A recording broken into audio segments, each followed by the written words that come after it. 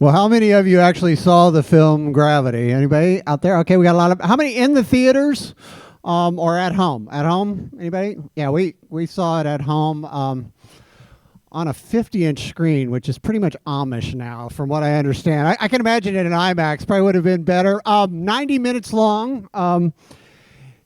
That was about 6 minutes of Gravity. There's about 86 minutes that are just like that, if you've seen it.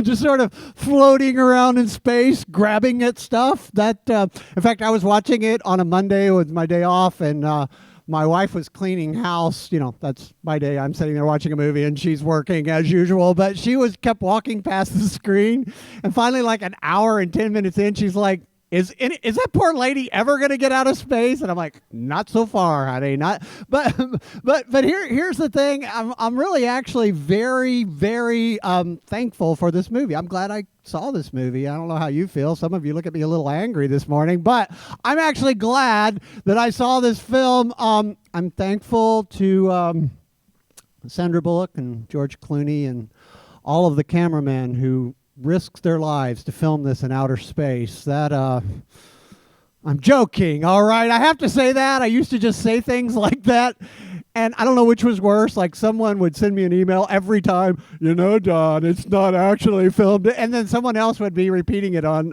Facebook going, Pastor Don said that. So I'm joking, but I'm not joking about the fact that I am actually thankful.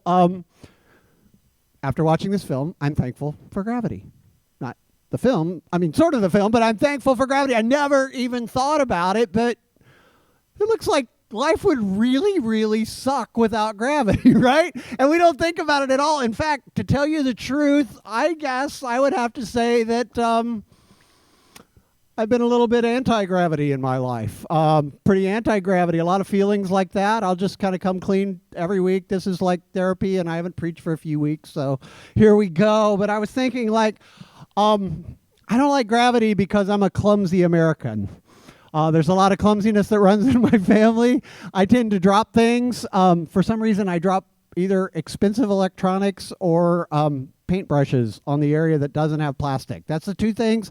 I actually dropped my phone in a coffee cup on my lap and ruined it one time. So as a clumsy American, I sort of resent gravity, because gravity, I don't mean to drop things, but gravity tends to smash everything that's important or expensive in our life, and it causes me lots of problems.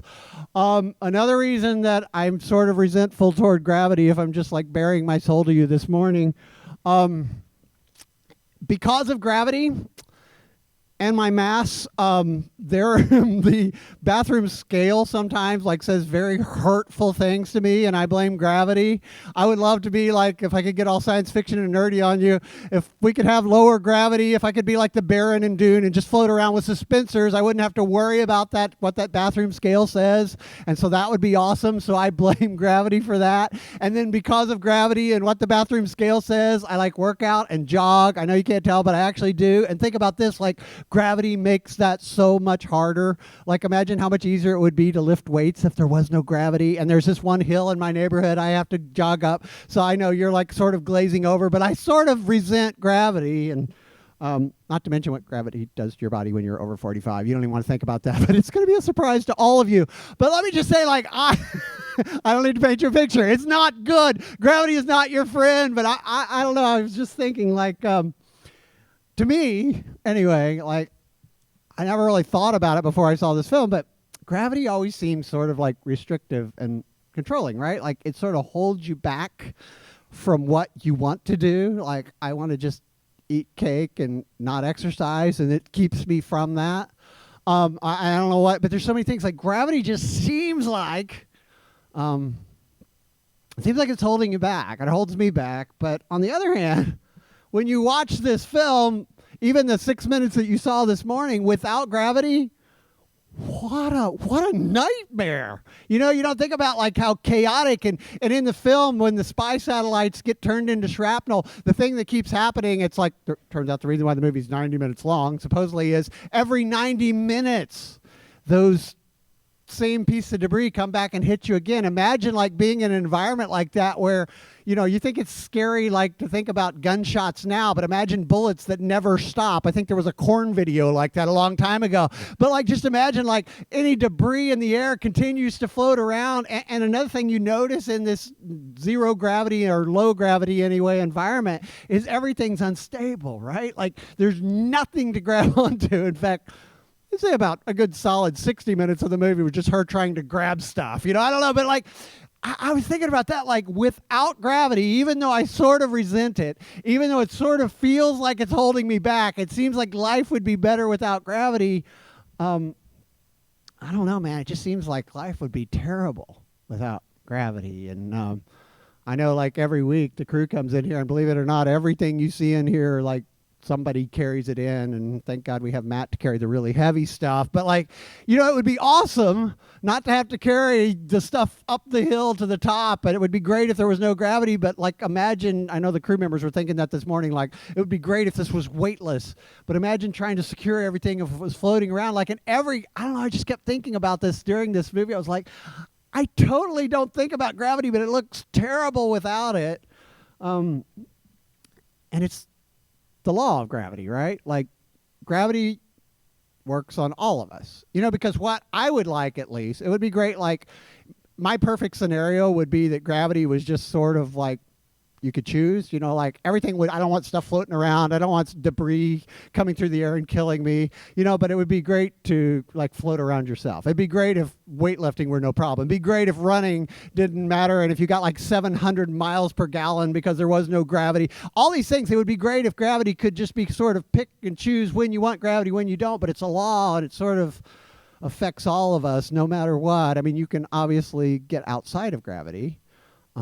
But if you're inside of gravity, it affects all of us the same. You can escape it, but there are consequences. And so it made me think, and this is the last of my deep thoughts for the morning, I think, but I realized, like, isn't it funny, isn't it sort of remarkable that all we hear about when we think about life on this planet is sort of the biology? We're always hearing, scientists talk about, like, is there water on other planets? Because we know that we can't live without water. Or is there oxygen? Obviously, like we would need, for humans to survive, we need an environment of oxygen, and we need an environment of water, and we need food sources. And like we think about, like, is there any other planet? Is there anything else in this huge solar system that has those same conditions? And we always talk about the biology, but I started thinking about the physics of it. Isn't it sort of remarkable, like, beyond that, if we found a planet that had oxygen and water and everything we need to survive, and plant life, carbon-based life, without gravity, it still wouldn't work. Like, there's still physics involved. Like, we need the force of gravity, and that's just outer space. Think about inner space, and I won't, like, I'm known for my science ability, but I mean, even inside you, like every cell is sort of this rotating mass that is held together by force, and without those forces, we would fly apart. And I know it's early in the morning on a Sunday, and you're like, I don't want to think that hard, but it's sort of remarkable, isn't it? Just the physics of life on this planet and the forces that are constantly holding us together.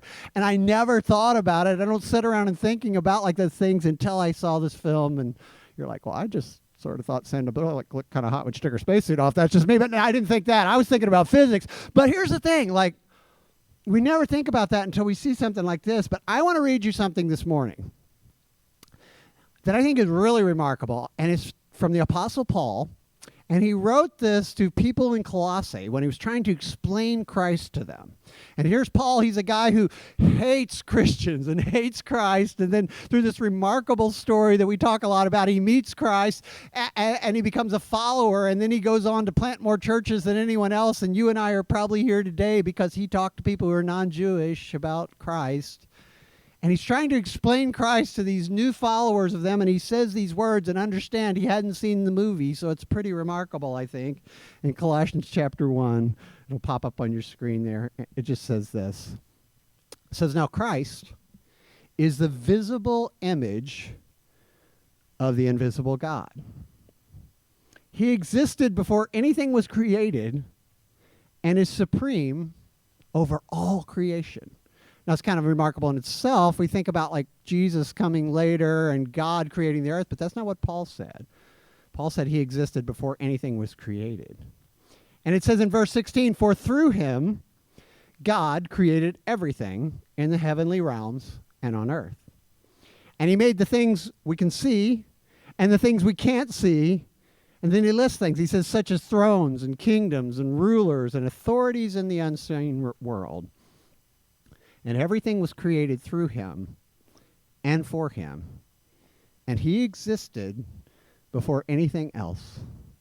And he holds all creation together. Isn't that sort of shocking from a guy who hadn't heard the sort of concept of gravity, hadn't seen a picture from outer space. And this morning I want you to understand, you're like, oh, great, I learned about this from my sophomore science teacher. I get it, Don. You're going to say Jesus created gravity. Isn't that awesome? Yeah, I think so. I think that's what Paul was saying.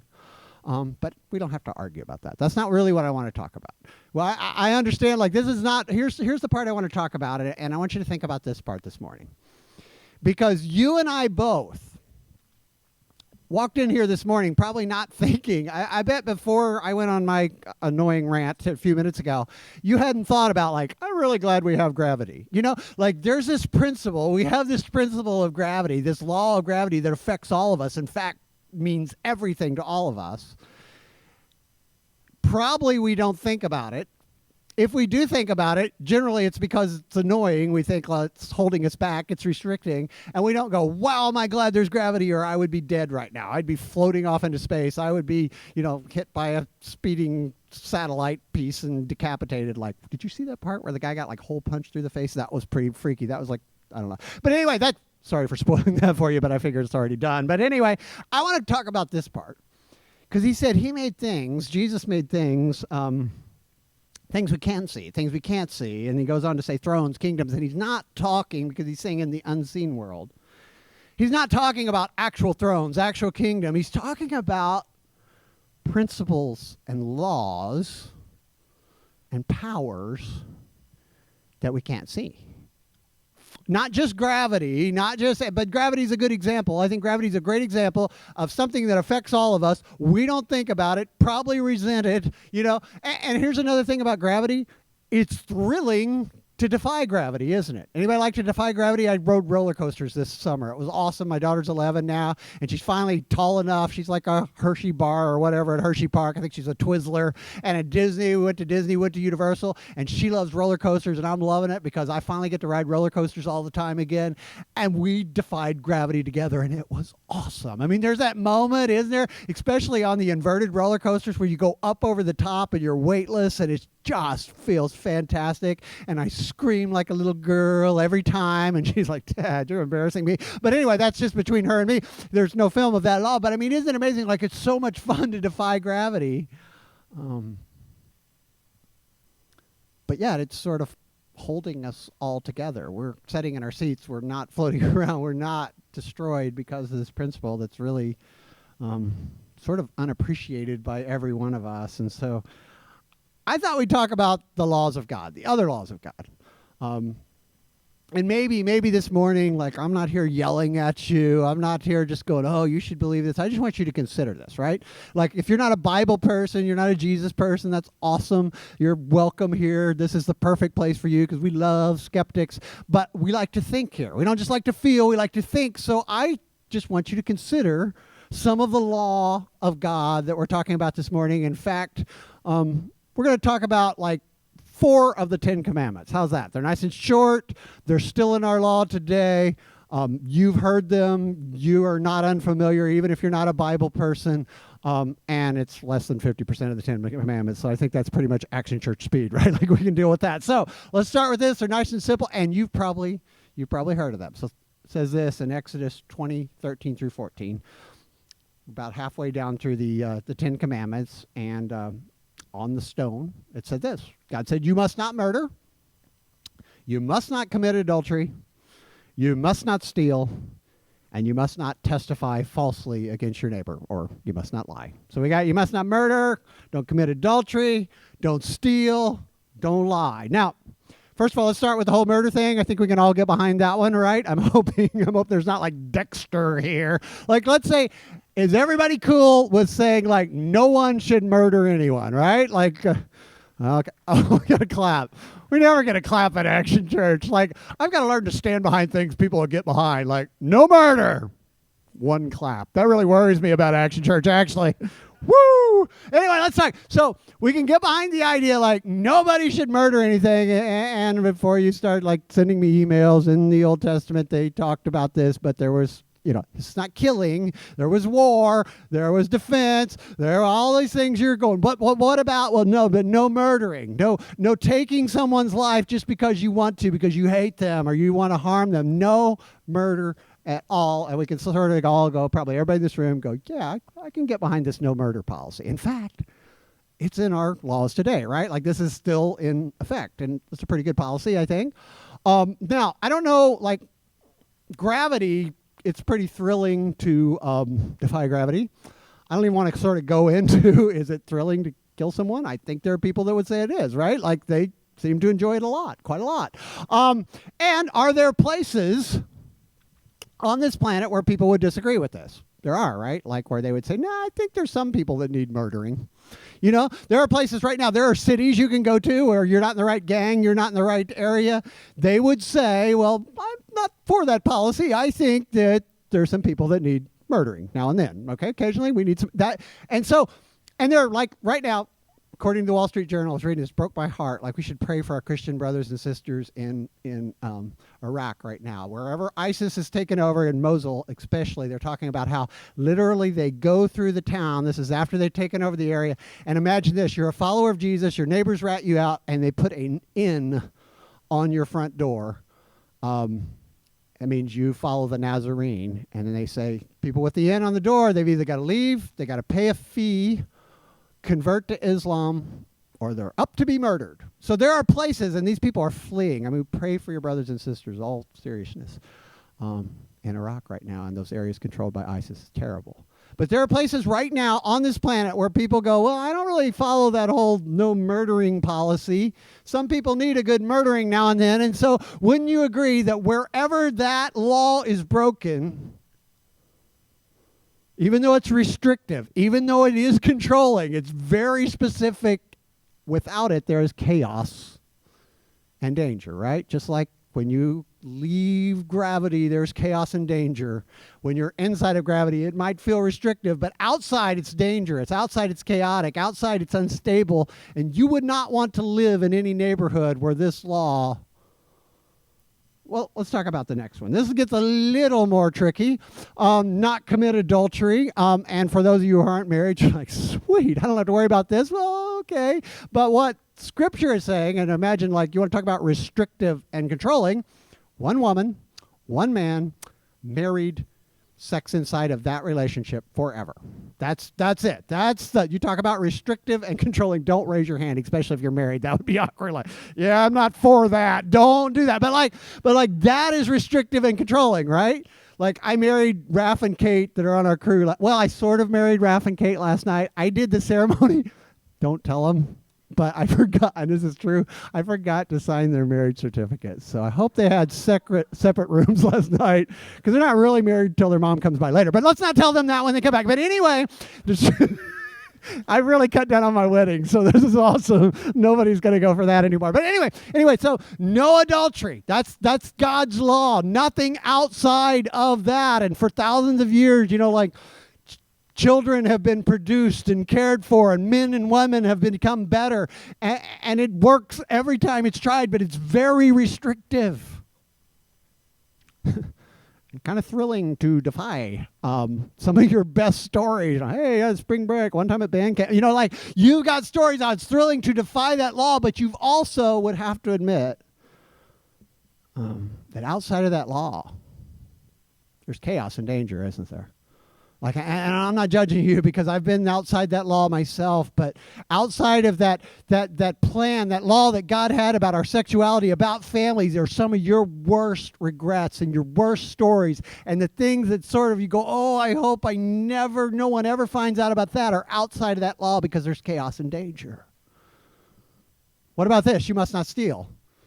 even if it's online, even if it's just music, even if they stole from you first, right? Like, that's the excuses we make, right? Like, if I said, are you for not stealing? Every one of you would say, yeah, I'm not for stealing at all. But we all have a scenario in our mind, and we go, well, they totally ripped me off in the past, so I'm getting back. But isn't it funny? Like, that's very restrictive. To go, you can't steal ever. If it's not yours, don't take it. It sounds simple, but it's hard to live by that.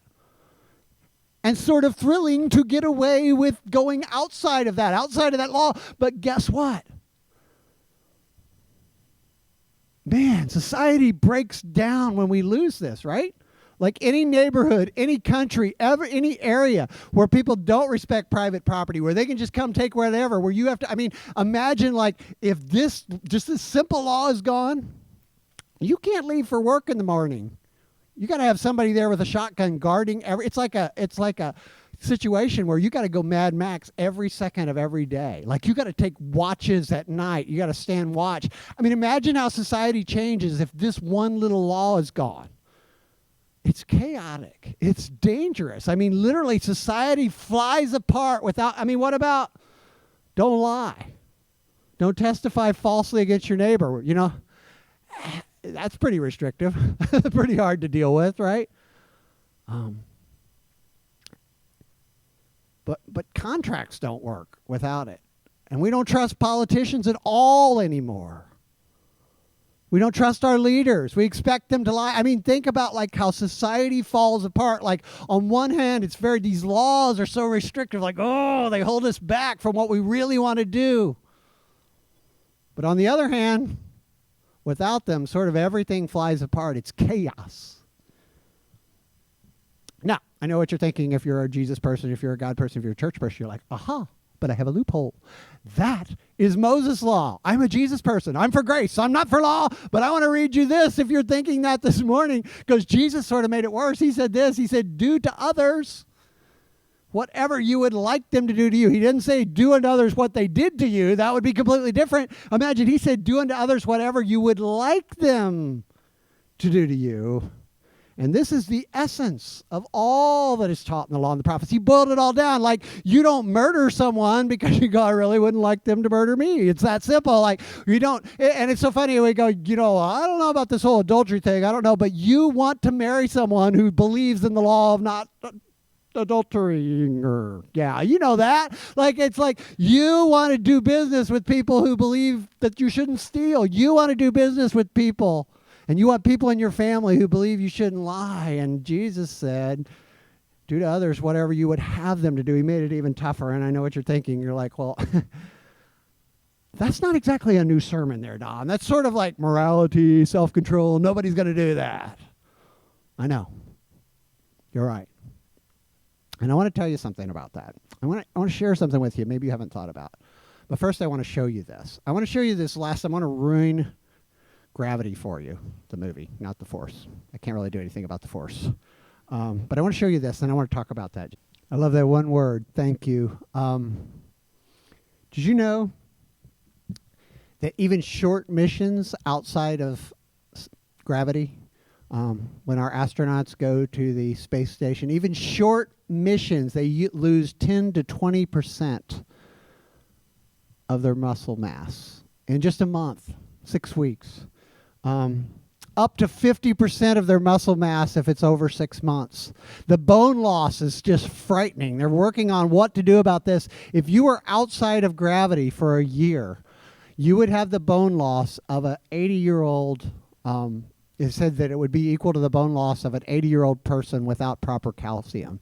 You would literally be brittle. See, the thing we don't think about, because we're in gravity, because we're under its force all the time. We're inside of that law of gravity. And I thought of it when I saw her begin to stand. And I saw her stumble, and I thought about that. I realized, oh my goodness. It's gravity that makes us strong. It's gravity that keeps our muscle tone. It's gravity that keeps us from losing bone. And in fact, because we had baptisms last week, I love baptisms, and I was thinking about her coming out of the water after being outside of gravity. And I couldn't help to think, Like all of us begin to go, well, oh, Don, you made me feel a little guilty, or yeah, maybe I should live a moral life, or yeah, maybe I should follow God's law. I sort of intellectually understand that the world is a better place when we follow God's law, but I can't do it because I'm weak. And I would say exactly. And the longer we're outside of God's law, the weaker we are. So it's sort of this self-defeating, self-fulfilling prophecy. And so I'm so thankful that Jesus came. And I want the band to come back up here, but I want to leave you with this thought. I want to leave you with something that Jesus said. And he said this. For all of you like me who are like, I want to do God's law, but I can't. I've tried it. I'm weak. And it seems like the longer I'm out there, the worse it gets. Exactly. Jesus said, come to me, all of you who are weary and you carry heavy burdens. And he didn't say, I'll make it harder. I'll put more weight on you. He said, I will give you rest. Take my yoke up on you. Let me teach you, because I am humble and I am gentle at heart, and you will find rest for your souls. For my yoke is easy to bear, and the burden I give you is light. If you're outside of God's law, and you go, that's nice, Don, I sort of feel that. I understand what you're saying, but I can't do that. You're right. But that's why Jesus came. And if you're inside, you're like trying to live God's law, and you're struggling with you, and it's hard, and it makes you tired, you can't. That's why Jesus came. But it starts with one step, just like we saw on the string, that moment when she took one step. And I don't know what that step is for you. We'd love to talk to you. You could see Denise out at the table, or any one of our leaders with the tag on. Make sure and hit one of them up, because we could tell you. I don't know what that next step is. Maybe it's baptism. I don't care. The baptism was just last week. Maybe you go, I should have done that. We'll figure out a way to make that happen. Maybe it's stepping out of the water and going, hey, I'm a follower of Christ. Or maybe you've been struggling sort of in your own strength to do this, and you just need prayer, and you need to know that Jesus is with you. I don't know what that next step is, but there is a next step. And I want to pray with you. And maybe you walked in here just like I did, and you just sort of resented God's law, or you felt like, oh, it holds me back. It does. But outside, there's chaos. There's danger. And Jesus said he came to give us rest for our souls. I'm thankful for gravity, but I'm more thankful for Jesus. Dear Lord in heaven, God, thank you for Jesus. God, thank you that you gave us this law. We can never live it out. We fail. We're weak. All of us. I'm weak. God, I've broken your law so many times. Thank you for forgiveness. Thank you for Jesus. Thank you that you came not to make our burdens heavier, but to make them lighter, to walk with us, to let us share a yoke with you. God, I pray that people would all over take next steps to be within your law and to live what that means in life, but to not ever try to do it alone. In your name we pray, amen. Awesome. So next week next is life. The Secret Life of Walter Mitty. I thought it was Zoolander too, so I've got to really you change. were totally mistaken. I got to change my sermon totally. That's awkward. I don't know what a Zoolander sermon would be like. Have we used a Zoolander clip here? I use Zoolander all the time. Blue Steel, baby. Go ahead. Okay.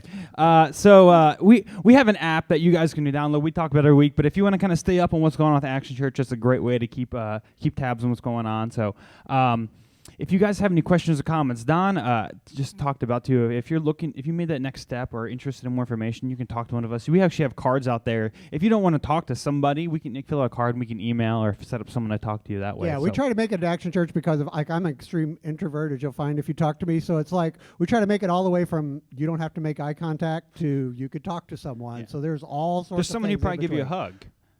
I'm not the guy, but someone would get. No, I'm just kidding. So, and if this is your first time, this is so welcoming. We won't want to give you hugs, but if this is your first time in Action Church, we have a gift we like to give you. And it's better than a hug. It's better than a hug. It's delicious. Yeah. So I don't even know what I'm saying anymore. Sorry. All right. Tell us about investing, and getting involved. Yeah, this whole thing happens because of that, because of those three simple things, And thank you so much. We had new guys and old friends jump back in this morning and set up. And this thing happens every week. One of the questions I get when people ask about Action Church is like, well, who's on staff? Who's not on staff? I'm like, everyone's on staff because we're all volunteers. Or they're like, well, how does it happen? Like, where are the meetings? I'm like, you're looking at it. And so everything you saw this morning happened because people just like you invited their friends. They admitted they came to Action Church, and we're going to make that very simple for you. You can actually just invite them online if you'd like. Invested their time and their money, and it takes a lot of money to do this, and they got involved. And those three simple things, you would be amazed not only what it does for Action Church, but what it does for each of us. It's changed my life. Speaking of that, can we like pre-announce next week's little thing we're talking about with Steve, or can I? Yes, let's announce. We have an announcement. We have an announcement next week that we're pretty pumped about. Another way that you can get involved and kind of put the action in Action Church. I can't believe you did that because you always yell at me. I know, but I'm excited about it. But I'm super excited about that. So anyway, stay tuned. Yeah. So I'll pray for us, and we'll see you guys next week. Dear Heavenly Father, I thank you for your law and not to make our burdens heavier than they are, but actually to give us rest. And I pray that we look in our lives and think about just where we need you more and less law and maybe more grace, or more law and more grace. So thank you for this place of Action Church, and thank you for these people who love you and love others and do something about it. In your name, amen. See you guys next week. Hey, thanks so much for coming out.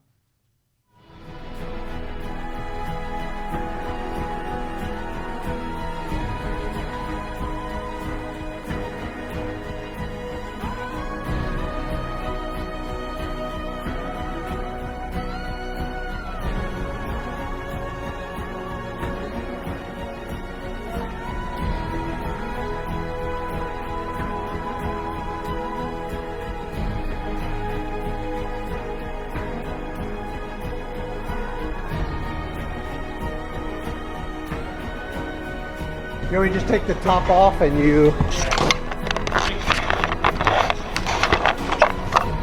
That was my favorite thing. I laughed like a mental patient watching Raph trying to turn off the GoPro. And he finally asked Kate, "Hello?"